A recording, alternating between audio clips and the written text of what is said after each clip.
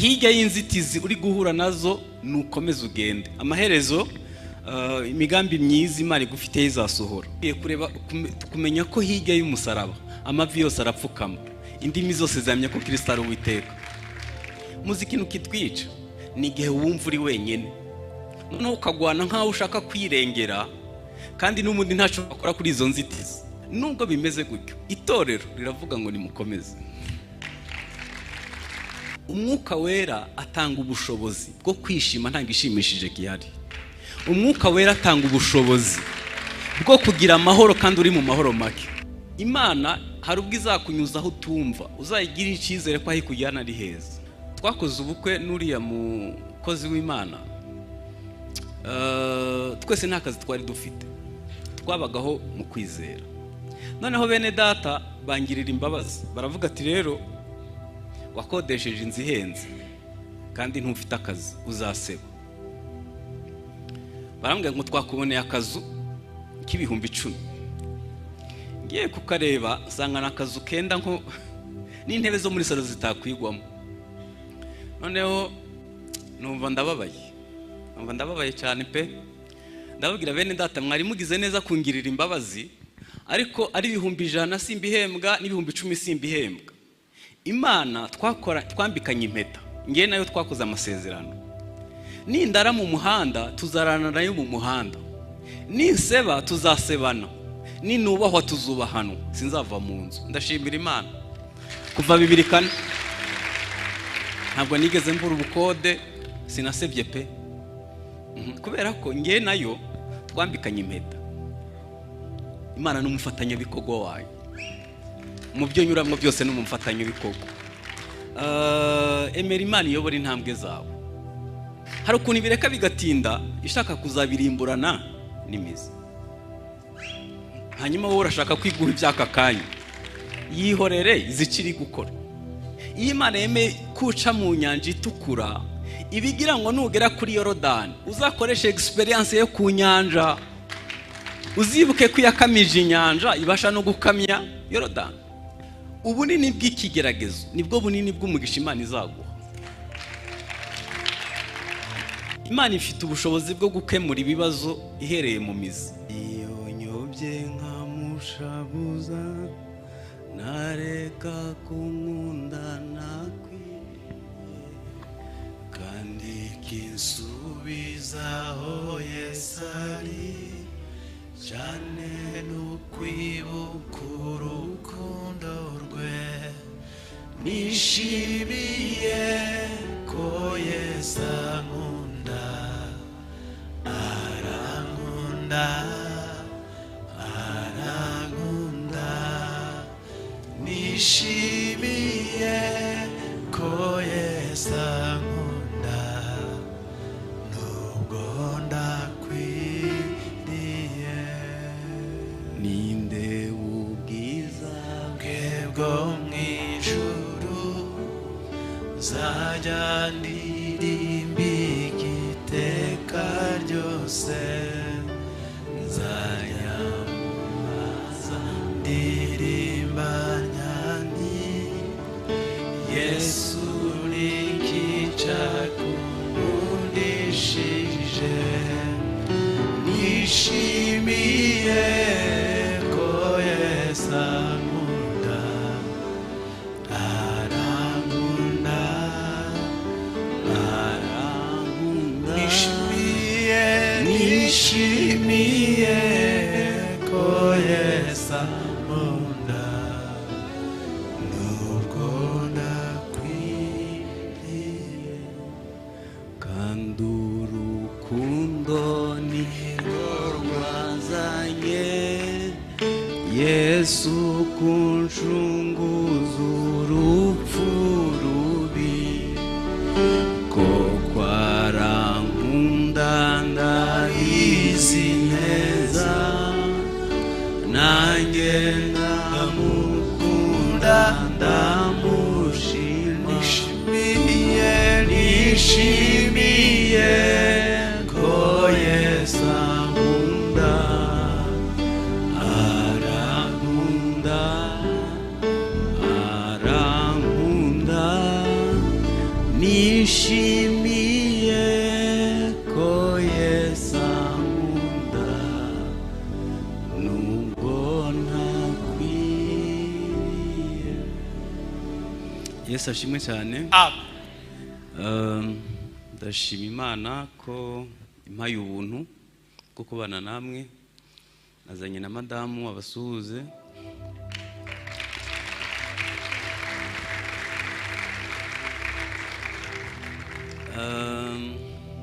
N'abana nari kuba nabazanye nuko bari ku ishuri. Ubwo utanzaza mbazanye. Ndashimira ubutumire mwarakoze mushumba. Hanyuma mwagize neza namwe ko mwaje. Ndasaba imbabazi ijwi ntirimeze neza kubera ikirere, ariko biraza kugenda neza. Reka dusome kuva 14 umurongo wa 13. Kuva 14 umurongo wa 13. 13 na 14. Kuva 14 umurongo wa 13 na 14. Mose arabasubiza ati, mwitinya, mwihagararire gusa, mureba agakiza Uwiteka ari bubazanira uyu munsi. Kuko abanyegiputa mubonye uyu munsi mutazongera kubabona ukundi. Uwiteka ari bubagwanire namwe mwicecekere. Amen. Muri aya magambo harimo amagambo 7. Icya mbere mwitinya, icya kabiri mwihagararire, icya gatatu mureba agakiza Uwiteka ari bubazanire, icya kane uyu munsi, apana ejo, uyu munsi. Hanyuma ikindi, abanyegiputa mwabonye ntimuzongera kubabona ukundi. Ijambo rya gatandatu, Uwiteka ari bubagwanire. Hanyuma rya karindwi ni uguceceka. Niba wabibasha ntabwo mbizi. Urugendo rujya mu ijuru kimwe n'ubuzima bwacu bwa buri munsi si ahantu hagororotse, cyangwa se ahantu muri kaburimbo. Rimwe tunyura mu misozi, undi tukanyura mu mataba. Uyu munsi uri mu mwuka, ejo intege nke zikaba zaje. Uyu munsi uri umutsinzi cyane, ejo ukaba warashwe. Bibaho mu rugendo rw'agakiza, niko no mu buzima busanzwe bigenda. Nta kintu gisha, ni ubuzima bwa buri munsi. Hanyuma ubwoko bw'Abisirayeli nabo bisanze mu gihe kimeze gutyo. Ntekereza ko bahaguruka muri Egiputa bari bazi ko bahita bagira i Kanani. Hanyuma bisanga hagati y'imisozi ya Sinayi. Imisozi ya Sinayi ifite ubutumburuke bwa kilometero 2285. Hanyuma ku rundi ruhande hari inyanja itukura ifite ubujyakuzimu bwa metero 2000. Inyuma yabo hari abasirikare bakomeye ku rwego rw'Abanyamerika bubu, kuko icyo gihe yari yampire bayoboye isi yose. Hanyuma bari abanyantege nke badafite intwaro. Muri icyo kibazo kiremereye gutyo, Imana irababwira ngo nibakomeze bagende. Bakomereze mu nyanja, burira iyo misozi iresha icyo, bamarika amaboko babasubize muri Egiputa. Ijambo bambwiye kuvugaho riravuga ngo mukomeze mugende. Ntabwo nzi ibintu uri kunyuramo, ntabwo nzi ibyo uhanganye nabyo. Bishobora kuba biruta imisozi ya Sinayi, bishobora kuba biruta inyanja itukura. Iyi nkuru y'Abisirayeli ishobora kugufasha kubinyuramo udasubiye inyuma, urugendo rudahagaze. Nubwo bimeze kuriya bimeze, nimukomeze mugende. Mu kinyejana cya 21 harimo ibintu byinshi bigoye, byinshi bigoye. Harimo ibimenyetso bibanziriza Yesu kugaruka. Abamama bari hano, ibyo ngiye kuvuga ntekereza ko ari bubyumve neza.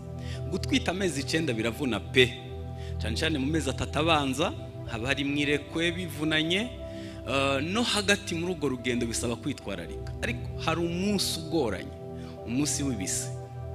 Nari mvuze ngo ibise, umunsi umwe nagiye kwa muganga, hanyuma nyobera ahantu, sinari mva ahantu sinari mpazi. Noneho nyobera mu cyumba ababyeyi bitegurira nko kubyara. Ibintu nabonye ntabwo bivugika. ntabwo bivugika igiseke cy'umuntu akurira urukuta nta maesikariye ariho, igiseke cy'umuntu agatukana yarariga burogera, igiseke cy'umuntu akarahira ko imbere y'Imana atazongera. Birasa nk'aho itorero uyu munsi turi mu bise byo kugaruka kwa Kristo Yesu. Hari ibintu biri ku muvuduko uri hejuru, ariko nubwo ibise bimeze nabi, nanje kukubwira ngo komeza ugende. Nta mpamvu yo guhagarara, nta mpamvu yo guhagarara kubera impamvu ndi bubabwire. Bimwe mu biri kubaho ubu, hari ubusambanyi bukabije. Iyo tuvuze ubusambanyi, pornography, ubutinganyi, ntabwo nkunda imibare, hanyuma hano turi mu rusengero ntabwo ndi bubikore, ariko hano mbajije umuntu utarareba pornography hano, humura ntabyo ndi bubaze. Imana ishimwe ko na telefone iriho kode, ariko hari umunsi bizagukoza isoni. Nye mu magurupe menshi ya WhatsApp hari ukuntu bicika umuntu bigahita bigwa nko muri groupe, akavuga ngo mumbabarire ngo ni umwana. Uwo mwana bikuye he koko? Abana baragowe. Ndabizi neza mu bantu bicaye aha, tubajije umuntu utarareba pornography, twasanga uwo mubare ari wo muto, kubera ko hari inkuru yasohotse ku gihe.com ivuga ko u Rwanda rugwa 29 mu kureba pornography cyane. Iyo nkuru ndabizi ko namwe mwayibonye ku gihe.com. Ubusambanyi bumeze nabi. Birasa nkaho ku mbuga nkoranyambaga hari ubukangurambaga buvuga ko gutunga umugabo umwe bitagezweho. Abagabo bo barasoniwe. Muribuka inkuru imaze iminsi ya Baltazar.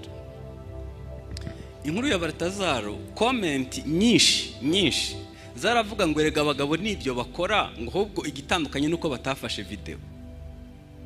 Birasa nkaho bitatunguye abagore ko abagabo bakora ibimeze bityo.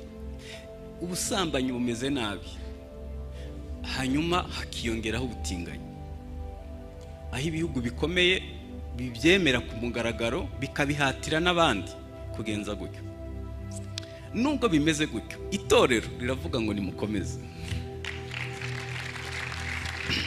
Hanyuma ikindi kiri nagereranya na ya misozi na ya nyanja no gusenyuka k'umuryango. Umuryango uri gusenyuka kuruta uko twese tubitekereza. Ibihugu biteye imbere, Amerika igeze kuri 45% ya divorce. Swede yatuzaniye ubutumwa bwiza, igeze kuri 50% ya divorce. Ukraine igeze kuri 75%, Portugal igeze kuri 95%. Hanyuma mu karere k'ibiyaga bigari iyo haburanywe imanzi 10, hafi enye zose ni za divorce. Birasa nkaho kubona urugo rukomeye ari nk'igitangaza. Ikibi kirimo ni iki? Nuko urubyiruko rumaze kwiheba kubera kuvukira mu miryango ifitanye amakimbirane cyangwa se yatandukanye, bakavuga ngo gushaka ntibifite igisobanuro. Ariko naje kubabwira ko ingo nziza zibaho, urugo rwiza rubaho. Ikindi gihangayikishije kuri ubu ni intambara. Mu bihugu 195, ibigera kuri 92 byose bifite intambara, zifite amakimbirane y'imipaka n'ibindi. Ariko no muri ibyo Bibiliya iravuga ngo nimukomeze mugende. Mu minsi ishize hadutse ibyorezo byari bihasanzwe, ariko noneho bifite umuvuduko uri hejuru. Covid yadusize habi, hanyuma haza icyorezo cy'inkende, n'ubu biracavuka n'ibindi. Ikindi gihangayikishije kuri ubu ni uburere bw'abana buri kwanga. Ababyeyi benshi bafite agahinda.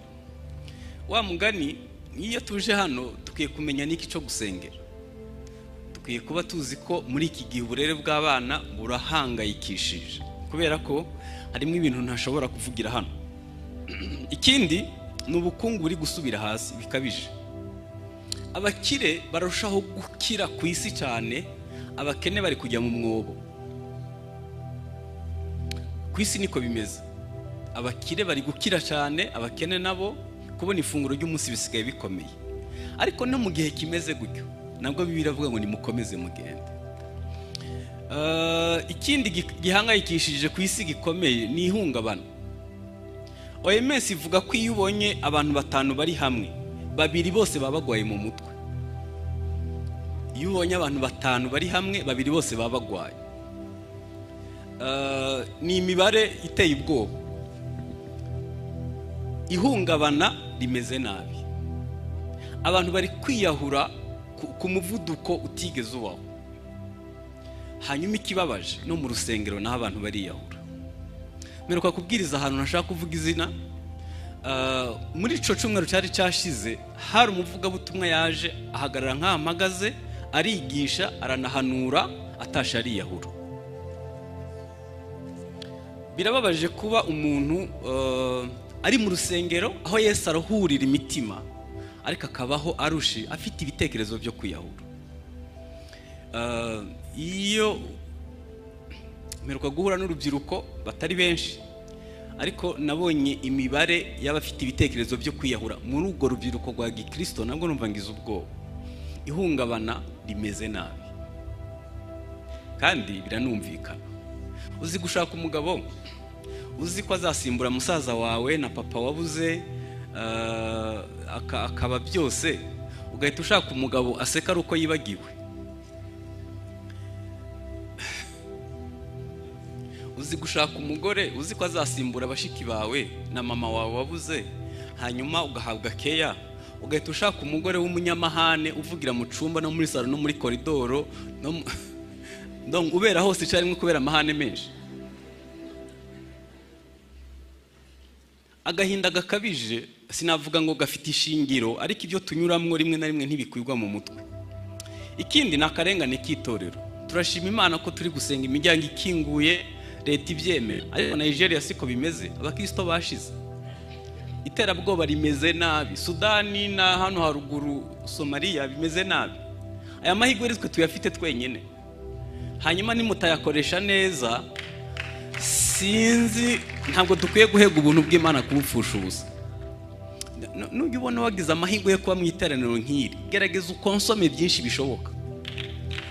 Nge nakuriye mu giturage, hari abantu bitwa abavumvyi, abantu baza kuvumba, bagendana imiheha. Yakura y'umuheha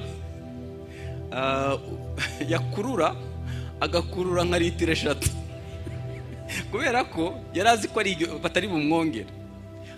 Nugira amahirwe ukagera nk'aha twageze, gerageza ukurure byinshi bishoboka, ejo bishobora kudashoboka. Hanyuma ikindi duhanganye naco n'ubuyobe. Matayo 24 haravuga ngo mwirinde hatagira umuntu ubayobya. Bamubajije ibimenyetso bigaragaza ko agiye kugaruka, ikintu yagarutse inshuro nyinshi ni ubuyobe. Ntabwo ndi buvuga ubuyobe buri muri uyu mujyi, namwe murabuzi.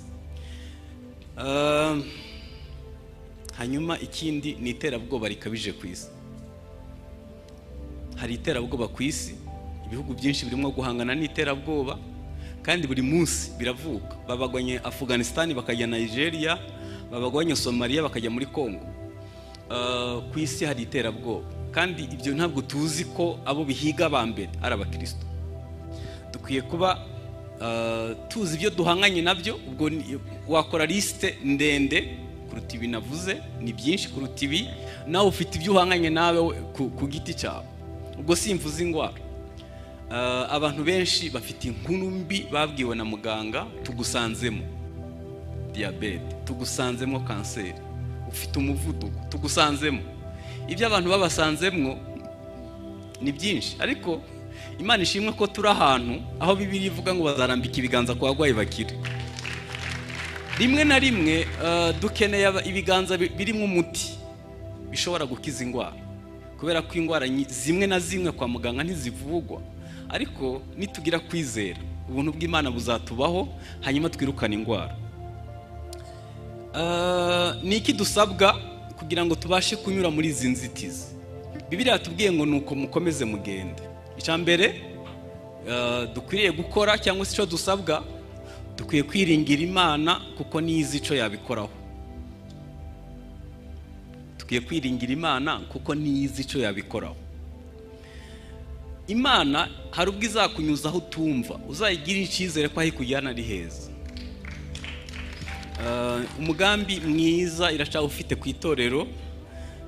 Hari ahantu nasomye hamfashije, Bibiliya iravuga ngo Yesu yarengeje amaso umusaraba, abona ibyishimo byamushizwe imbere. Ntabwo dukwiye kureba ku musaraba, dukwiye kureba kumenya ko hirya y'umusaraba amavi yose arapfukama, indimi zose zamenya ko Kristo ari Uwiteka. Hirya y'inzitizi uri guhura nazo nukomeza ugende, amaherezo imigambi myiza Imana igufitiye izasohora. Ntabwo ukwiye kwita ku isoni z'umusaraba, ejo ni heza kuruta uyu munsi. Cya kabiri, emera Imana iyobora intambwe zawe. Iyo bivuze ngo emera Imana iyobora intambwe zawe, ubwo bivuze ko Imana ari umufatanyabikorwa wawe mu byo unyuramo. Muzi ikintu kitwica ni igihe wumva uri wenyine, noneho ukagwana nk'aho ushaka kwirengera, kandi n'ubundi ntacyo wakora kuri izo nzitizi. Hari inyanja itukura, hari amagare ya Farawo n'abasirikare batoranijwe, hari imisozi ya Sinayi. Ubwo urabigenza ute? Wakwiringiye Imana rimwe na rimwe wumva ari wowe ugiye guseba wowe. Twakoze ubukwe n'uriya mukozi w'Imana, twese nta kazi twari dufite, twabagaho mu kwizera. Noneho bene data bangirira imbabazi, baravuga ati rero wakodesheje inzu ihenze kandi ntufite akazi, uzaseba. Barambwira ngo twakuboneye akazu k'ibihumbi 10.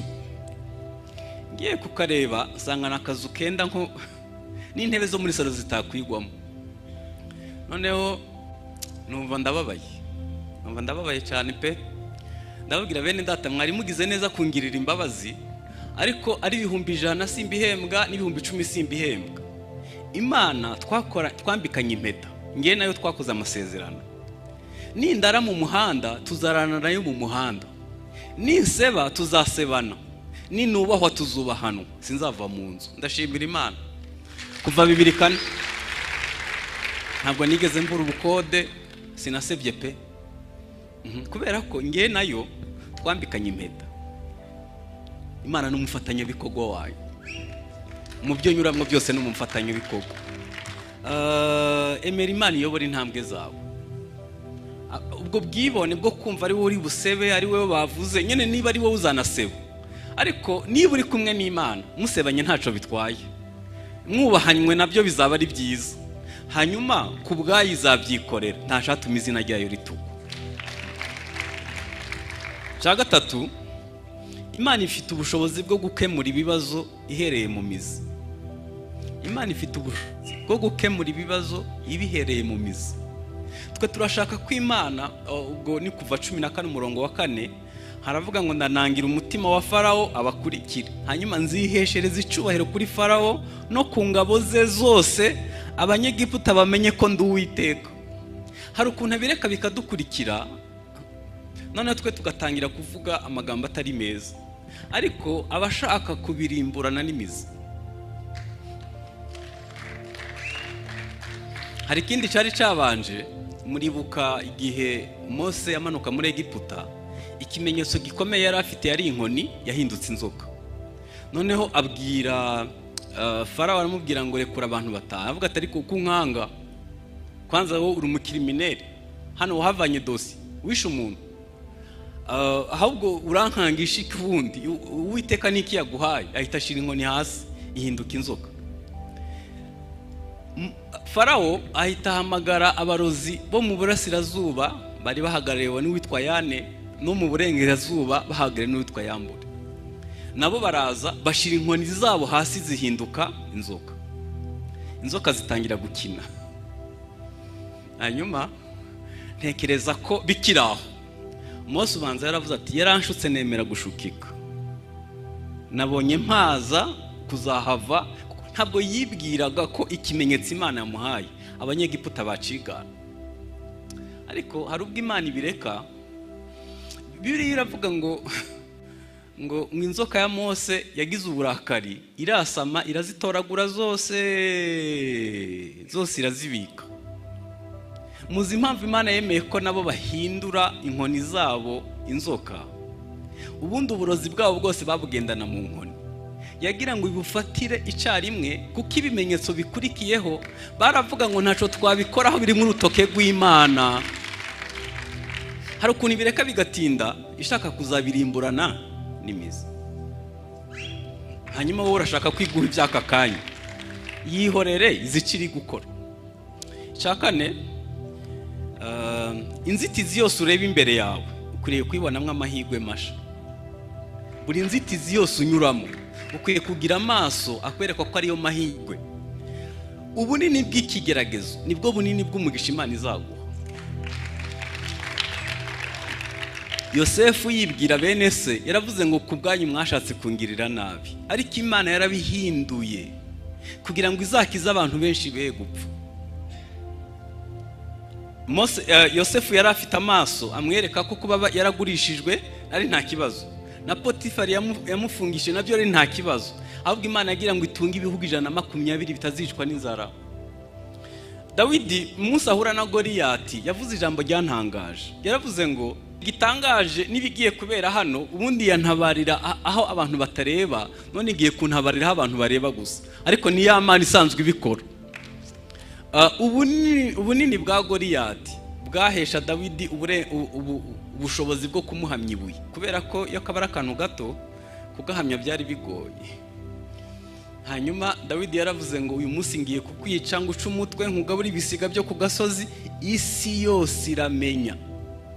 Hari ukuntu Imana ibireka bikaba binini ishaka kwiyubahisha ku isi hose. Uzabura byumva ntaco bitwaye. Imana ishobora kudutabara mu idubu no mu ntare aho abantu batareba. Ubundi hari ibintu Imana itwigisha ishaka kutwubakamo ubushobozi tutazandika mu bitabo, tutazatangamo ubuhamya, tutazabitangamo n'ingero, bikaba ari ibintu uzinanyeho nayo muri babiri. Ariko ibyo bintu biguha experience. Iyo Imana yemeye kuca mu nyanja itukura, ibigira ngo nugera kuri Yorodani uzakoresha experience yo ku nyanja, uzibuke ko yakamije inyanja ibasha no gukamya Yorodani. Nijo dukwiye kureba gusa. Ariko nitukomeza kuvuza induru, inyanja, imisozi, ingabo, bizarangira tutamenye ico twagomba kwiga. Cya gatanu, igihe turi mu bibazo ni byiza kugira amahitamo meza. Mwibuke ko ibibazo bizana gukomereka, kandi iyo umuntu yakomeretse icambere gipfa na amahitamo. Kavuga ati n'ubundi ndashaje, nubwo hataza umukristo napfa kumwemera.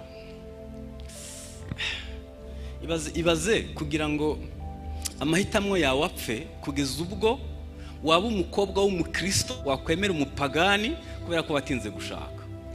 Ndi nkawe rero nabwira Satani ngo nubwo nzapfa ntashatse sinzikuraho kubunyangamugayo, nzakomeza mba umukristo mu bintu byose kandi kugeza gupfa.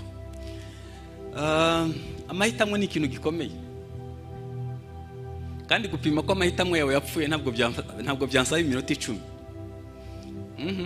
Biroroshe kubipima, ntabwo ndi bubivuge, ariko dufite abantu benshi amahitamo yawe yapfuye atazi icyo akwiriye guhitamo. Ariko nanone ntugahitemo ibintu biciriritse, kuko Imana ikora bito ni nayo ikora binini. Niba ntacyo wakwikorera, hitamo iby'agaciro. Paulo yaravuze ngo ibiboneye, ibitunganye, ibyo kubahwa, ibyicubahiro, mujye mutekereza ibintu bidaciriritse. Nujya imbere y'Imana, hari urugero nkunda gutanga abankurikira benshi bararuzi. Twagiye gusenga, Imana yatubwiye ngo nimusabe icyo mushaka, mpita nsaba Imana 20,000. Imana irayampa nimugoroba nari nayamaze, sigara mvuga hajya Imana yatubwiye ngo iki. Izo ngeri bimbwira ubu narakuze. Tukwiye kugira amahitamo meza. Nuhitamo kwiyanduza, mwari muzi ko Imana izacira umuntu urubanza ikurikije amahitamo ye. Ako kantu Imana ntiyagahaye abamarayika, ntiyagahaye n'inyamaswa, yagahaye twe. Izagucira urubanza ikurikije amahitamo yawe. Dukwiye kwiga guhitamo neza n'igihe turi mu bibazo. Biroroshe gupima ko amahitamo ari mazima. Iyo ugiye mu isoko ugura umuneke, hanyuma umutima umwe ukakubwira ati ariko wawutonoye ukawurya, ukibuka ko abanyarwanda batarira mu isoko, hanyuma ukihangana ukawutwara ukawugeza ku meza aho ufungurira. Amahitamo aba akiri mazima, ariko iyo utsinzwe ukawurira mu isoko cyangwa mu nzira, nyine biba bigaragaza ko amahitamo agwaye. Dufite abantu bazi ibyiza bakwiriye gukora, ariko bibananira guhitamo. Urabizi ko kubyuka gusenga mu gitondo ubwonko butarananirwa, urabizi ko ari byiza, hanyuma byakuraniye guhitamo, ugahita usenga ugiye kuryama, kandi ubwo urebye filime amasaha 4, ugahita uvuga ngo musenge muri make, imibiri inaniwe yarimo gukora iki? Dukwiye kwiga gukoresha amahitamo yacu neza.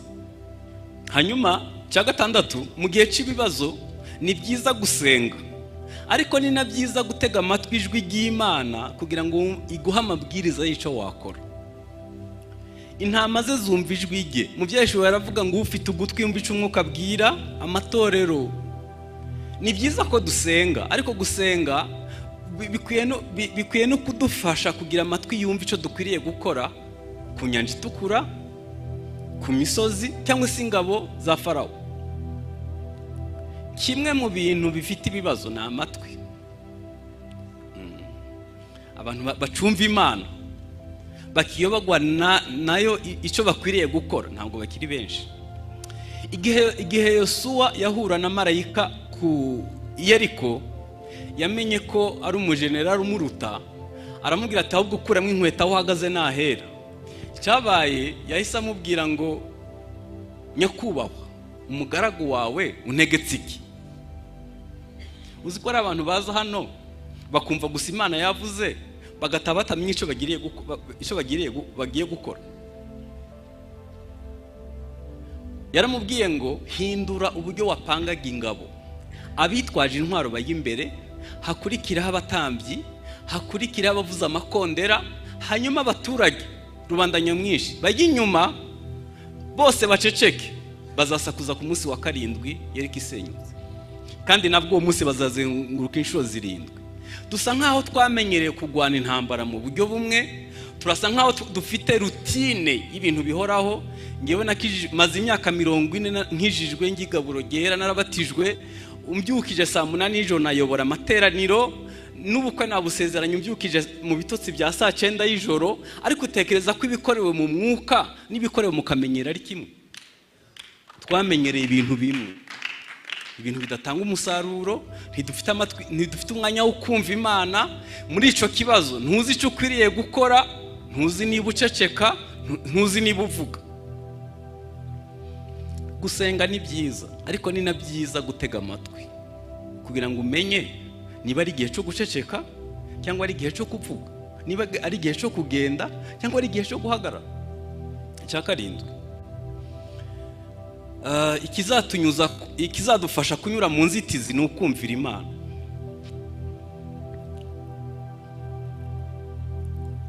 Kuva 14 umurongo wa 16 baravuga ngo nawe umanike inkoni yawe, urambura ukuboko hejuru y'inyanja, uyigabanya Abisirayeli bace mu nyanja hagati nko ku butaka.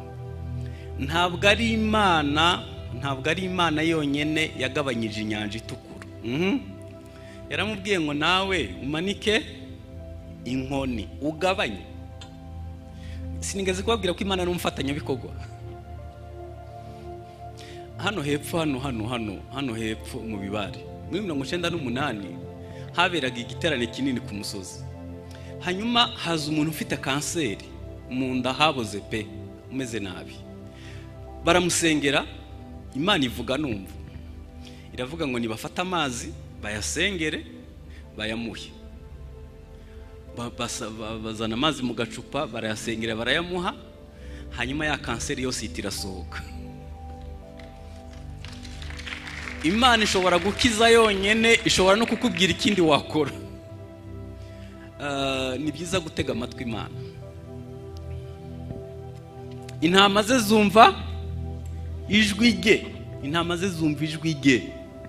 Dukwiye kugira amatwi yumva Imana kugira ngo tuba abafatanyabikorwa n'Imana.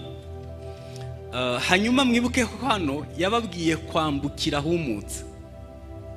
Mutekereze ufite igihunga cy'ingabo za Farawo, hanyuma ikakubwira ngo yego ngabanyijemo inyanja ariko tegereza Aho Umwuka. Ubanza wakwemera kwambukira mu byondo. Igihe Nowa yavuye mu bwato, yohereje igikona kiragenda nishagaruka. Ku bwa kabiri yohereza inuma iragenda iburaho ishinga ibirenge iragaruka. Amenya ko amazi atararangira, ategereza n'iminsi 7 arayohereza. Izanye ishami ry'umunzenze, amenya ko amazi yakamye. Hanyuma akingura inkuge barasohoka. Wagiye utega amatwi Imana ukamenya icyo ukwiriye gukora. Sinzabyibagirwa muri 1996 na 7 nari ntuye ku Muhima munsi ya gereza. Hanyuma ijwi rirambwira ngo nari mvuye Nyabugogo, hari inzira inyura hariya kwibagiro izamuka kuri gereza, ahahoze gereza ya Muhima. Ijwi rirambwira ngo ni inkate nsubireyo cera frasher muri kaburimbo. Ndavuga hoya ntabwo bishoboka, iwacu ndahareba ngahari. Ijwi rirambwira ngo katusubireyo, ndanga. Nteye izindi ntambwe nk'ebyiri 3 haza urusenda, nta muntu arimo kurucuruza. Rurangira mu maso ndababara, ndavuga wabona ari Imana, ndakata nsubirayo. Nkase nsubiyeyo nahuye n'umugabo yambaye igikoti kirekire, yosura ntiramva mu maso, ari kunywa itabi azamuka. Muri metero nk'icumi hamwe na ringeze bamuteye icuma arapfa. Mwagiye mwiga kumva Imana. Nikubwira ngo ntujye kwa runaka ntujyeyo. Nikubwira ngo iyi nzira ntuyinyuremo izi mpamvu. Ariko ibyo ni intama gusa zumva. Noneho abashumba hari ukuntu twibesha ko abantu buzu urusengero bose ari intama. Sinzi niba ari byo. Iyo tuvuze ngo dufashe umukene, intama nizo zumva. Iyo tuvuze ngo twubake, intama nizo zumva gusa. Iyo tuvuze ngo twihane, intama nizo zumva icyo Imana yavuze mu materaniro. Iyo Imana ivuze ngo dutange, humva intama. Ntabwo abantu bose ari intama, siko mbitekereza. Intama gusa nizo zumva. Hanyuma ufite ya mahitamwo yo guhinduka intama, nabyo byashoboka. Icya 8, itoze gutuza no mu bihe by'ibibazo. Umwuka wera atanga ubushobozi bwo kwishima nta gishimishije gihari. Umwuka wera atanga ubushobozi bwo kugira amahoro kandi uri mu mahoro make. Ukaririmba ngo bw'Umwami Yesu nkunda ndamahoro, no mu byago ndamahoro nzaririmba. Wansobanurira gute ukuntu Petero yafashwe n'abajepe bo kwa Herode bakamufungira mu kazu ko hagati, azi neza ko ejo bazamumanika, yasinziriye bigakunda. Biriya bitotsi yabikuye. Ni gute Paulo ufungiye hari ukuntu urabona kwa kuntu bafungura ubahoro bagiye kurubaza, imirundi iriho iravunika, bamukubise inkoni nyinshi ariho arava amaraso. Indirimbo aririmbye na Sira bayikuye.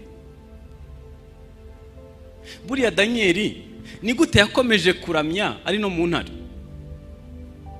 Ubushobozi bwahesheje Shaduraka na Meshaki kuririmbira mu muriro babukuye.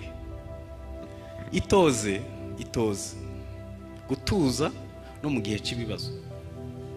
Abantu babiri bahura n'ikibazo kimwe, umwe agahita agindera, undi ukabona aracaramya akavuga ngo bw'Umwami Yesu nkunda ndamahoro, no mu byago ndamahoro nzaririmba. Itoze ikintu witoje iminsi 21 gihinduka akamenyero, iyo bikoze iminsi 90 bihinduka wowe. Itoze gutuza. Ngo ngiye ngo ndumunyakuri, ngo ntabwo nabirarana. Iyo ushaka wakwitoza gutuza. Cya 10, Imana yacu ni Imana y'igitangaza. Kuva 14:31 haravuga ngo Abisirayeli babona ibikomeye Uwiteka yakoresheje imbaraga ze ku Banyegiputa. Ubwo bwoko butinya Uwiteka kandi bizera Uwiteka n'umugaragu we Mose. Muri iki gihe ibitangaza byinshi barabifekinga, hari ukuntu babihimba. Nigeze kubwira abakristo ndababwira ngiye nshaka kuzuza abantu urusengero nabikora, ntabwo bigoye, nahanura. Mu bantu 500 waburamwe umuntu urwaye umugongo. Mu bantu 1000 waburamwe umuntu ufite deni rya banki. Mu bantu 1500 waburamwe umugabo yashwanye n'umugore koko. ibitangaza barabifekinga, barabihimba rwose, byinshi n'ibihimbano, ariko nagira mbabwize ukuri, ibitangaza by'ukuri bizagaruka, kandi n'ubu iracabikora. Ngewe ntabwo ibitangaza mbifata nk'ikintu gikomeye, ubundi ibitangaza biraho n'abatizera. Twebwe Imana ni data, ntabwo nkwiye kwizezwa n'ibitangaza. Ni Imana ni data, nibyo bibanza. Hanyuma iyo ndi muri bezwe y'amazi, agacupa k'amazi, ikakampa muri ubwo buryo, yamenye icyo nkeneye ikakima, mbona ari igitangaza. Imana imenya detaye z'ubuzima. Imana imenya detaye z'ubuzima. Iyo wakiriye Imana nk'igitangaza rero, ntabwo ibitangaza ubirebera mu bintu byambaye amababa biguruka. Umenye igiciro c'umwuka duhumeka kwa muganga, ayo bawugurisha ku munsi, wabona ko ubuhumeka ari igitangaza. Abantu babuze urugingo rumwe muzo ufite, nibo baza agaciro k'ubwo rugingo. Ntabwo ari cyakora umuntu wese yibagirwa vuba. Iyo umuntu amaze iminsi birashonje, yakwemeza ko kuva avuka atarajya. Ni abantu niko duteye. Ibintu Imana yakoze mu buzima, ubu wagarura udufoto twanyu two mu myaka 20 ishize, ubu wasanga Imana atari gitangaza ko. Cya 11, igihe cyo kuririmba kizasimbura umubabaro, kizasimbura n'inzitizi turi kureba uyu munsi. Kuva 15 umurongo wa mbere kugeza ku murongo wa 3 baravuga ngo maze Mose n'Abisirayeli baririmbira Uwiteka indirimbo bati, ndaririmbira Uwiteka kuko yanesheje bitangaje, ifarashi n'ubuhetse yabiroshe mu nyanja, Uwiteka ni imbaraga zanye n'indirimbo yanjye, ampindukiye agakiza. Uwo niwe Mana yanjye nahimbaza, uwo niwe Mana ya data nanjye ndayishira hejuru. Uwiteka ni intwari mu ntambara, Uwiteka niryo zina rye. Nubwo mukomye mu mashini nagira ngo mumfashe kubitekereza. Abisirayeli bambutse ari 2.5 miliyoni, ntabwo bari baturanye, nta mwanya wo kurepeta babonye. Bari bafite umwanya wo kumba amatafari no kuruha, nta mwanya wo kurepeta bari bafite. Hano dufite abahanga mu kuririmba, pastoro na ninde mudirija yarepetesha abantu 2,500,000. Uwo mudirija yavaye. Iyo ndirimbo yavuye mu ijuru imanukira muri buri wese, arangije araririmba, Imana ihitira yitwara yibika mu ijuru. Umunsi natwe tuzambuka, itoro rivuye mu isi, tuzahera ku ndirimbo ya Mose tuyisubiremo, turirimbe n'iy'umwana we. Abantu bavuye mu Burusiya no mu Buyapani no muri Amerika na Afrika y'Epfo, twese tuzahurira imbere ye, twese tuzaririmba. Kuzakira inzitizi z'isi bizadutera kuririmba. Cya 12, mu byo tunyuramwo byose Imana yifuza kuduha agakiza kuzuye.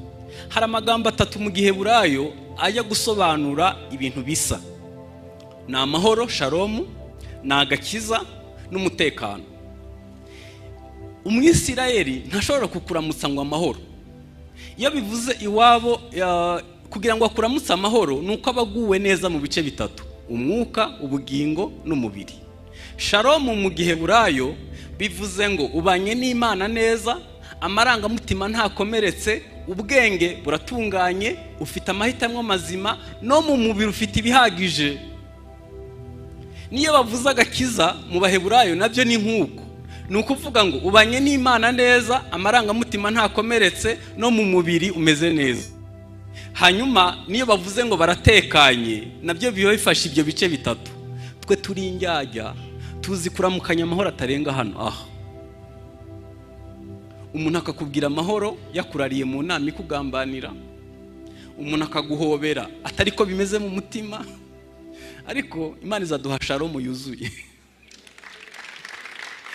Imana yemera ko tuba abanyakuri. Igihe ugiye imbere y'Imana ukabuzi ko kimwe muri ibyo bice 3 kitameze neza, gerageza ubu umunyakuri, ubwira Imana ngo Mana, shaka ko agakiza kambera inzitiro.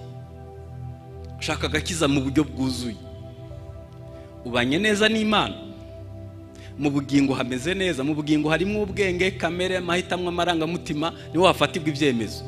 Hanyuma mu mubiri naho harimo ineza y'Imana, ufite ishimwe. Ni byiza ko witoza ko gusaba Imana agakiza mu mwuzuro. Abantu batuzaniye ubutumwa bwiza barihuta, muzababwire bagaruke. Batubwiye gukizwa nkaho tuzapfa ejo, batwigisha umwuka utambaye umubiri.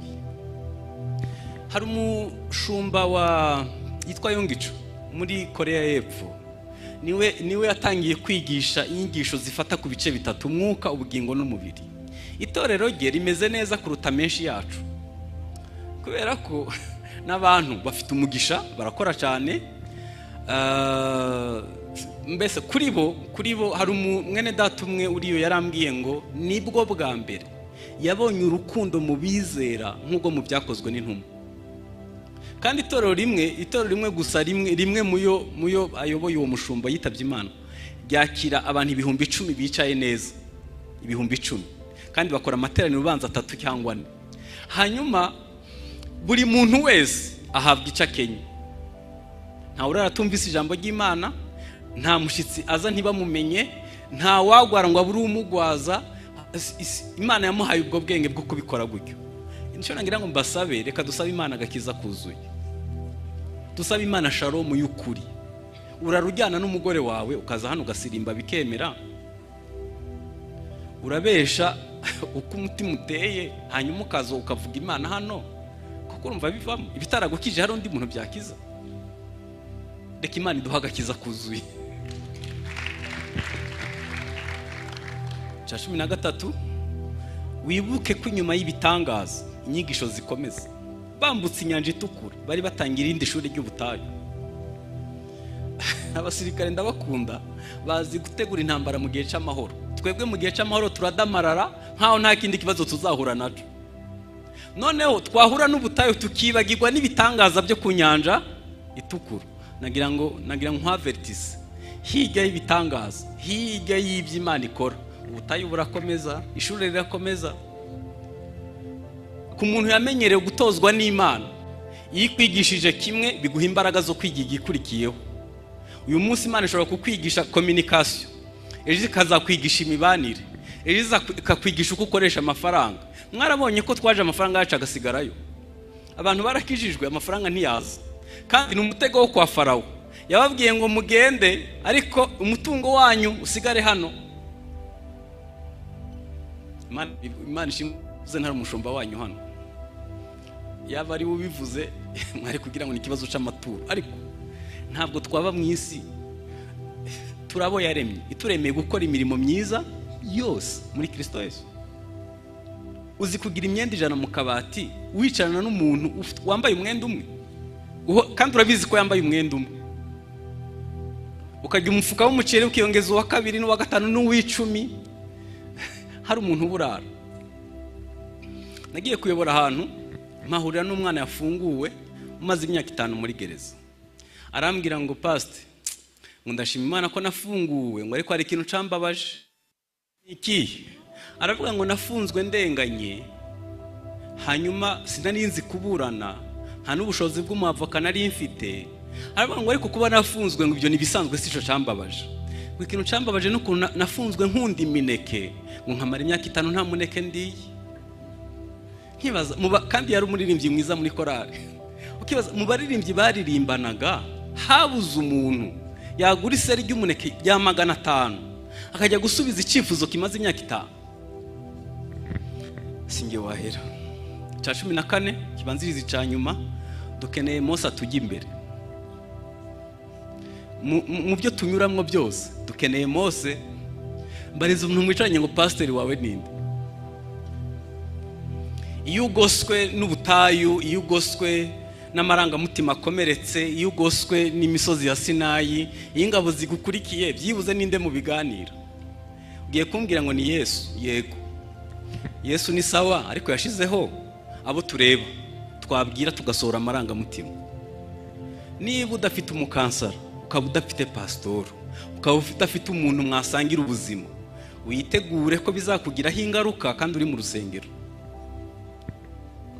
Mu muco wacu rimwe na rimwe ntabwo dupfa kwizera abantu. Uravuga ati ntabimubwira, sinzi icyo azabimaza, sinzi icyo azabikoresha, ariko ibyo bintu wabitse wanze gusohora bizagaruka ari imvi, bizagaruka ari uruhara, bizagaruka ari ukwibagirwa, bizagaruka ari ukuri ibitotsi. Ibyo bintu ushiramwo bidakwigwamo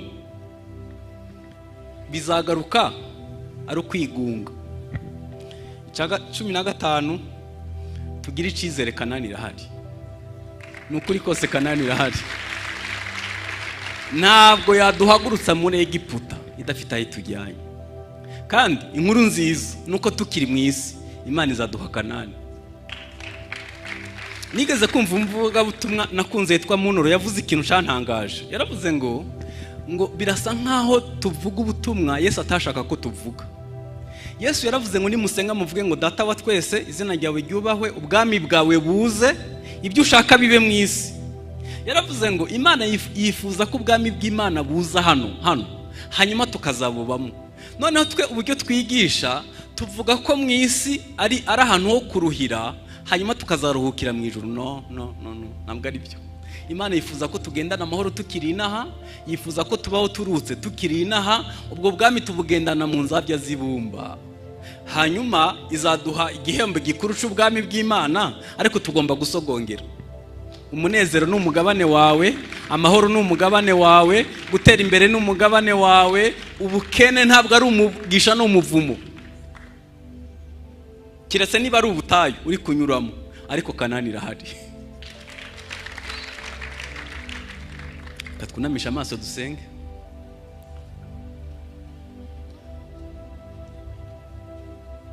Reka dusenge. Mana ya Aburahamu, Mana ya Isaka, Mana ya Isirayeli, ijambo ryawe ratubwiye ngo nidukomeze tugende.